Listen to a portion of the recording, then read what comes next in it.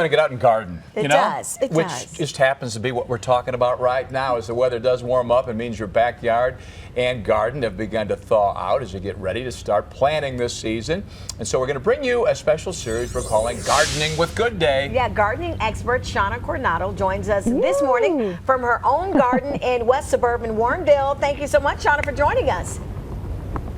Hello, this is my front lawn vegetable garden. Okay, so let me just ask you though. I donate 150 pounds of food from it. Yes, yeah. Okay, I was just going to ask you just about getting that soil ready. So a lot of us think that if we just throw the seeds in, that's the best way to get it going. But you're saying no, that's not right.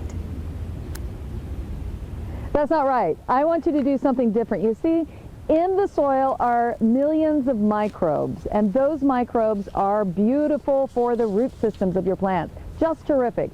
When you turn the soil over to till it, you're actually killing all those microbes and exposing them to the air. So what we want to do is keep those microbes and little creatures in the soil. So I have a no-till front lawn vegetable garden. No-till whatsoever, and I'm going to show you my secret right now. When spring comes, I get down to the soil level and I pull out any old vegetable pieces. That's easy. And then I add a layer of compost or rotted manure. And I have several types of compost here that I really like to use. This one is organic mechanic soil, and it's filled with worm castings. And worm castings, to die for. It's worm poop, and it's delicious for those microbes in the root system. So what we want to do is layer this out, and then the next season, I top it with a layer of mulch. So every year I go compost or potting soil, rotted manure, and then the next year mulch. Manure, mulch. And I do that year after year, and every year I donate about 150 pounds of vegetables to the local food pantry. So it's a great way to kick your garden into gear for the spring. Shawna, you're saying that little garden right there produces 150 pounds of vegetables every year? It does. It's about 20 by 20.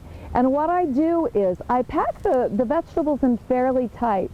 It looks very landscaped and beautiful, but the truth is you don't have to have your vegetables really far apart. You can definitely keep them close.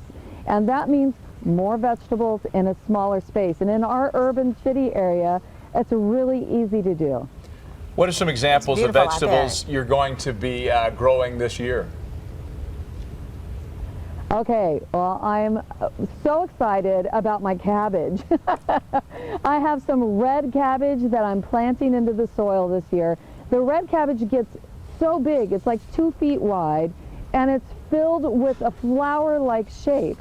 So when you're walking by the garden, you don't think this is a vegetable garden. You think it's a flower garden. You're like, wow, look at those giant red flowers. But it's cabbage.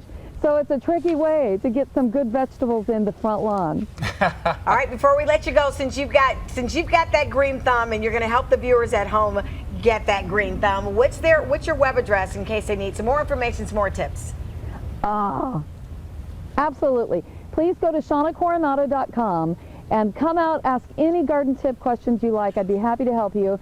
And I want to come back and show you the progress of this garden throughout the season so you can see those vegetables growing just in a few weeks. We are going to hold you to that since you give away 150 pounds. That's a great one, Shawna. Thank you so much. Shawna, we learned a lot. Thank you. Great job. All right, it's just about 9:30 on this Monday morning. Still ahead on Good Day Chicago. Did you hear when she said red cabbage? I know. She's got big red cabbage, 2 pounds out there. She says, well, in a few weeks we'll have a chance to see what We're kind of progress she's making. Yeah. All right, we're also going to show you how to make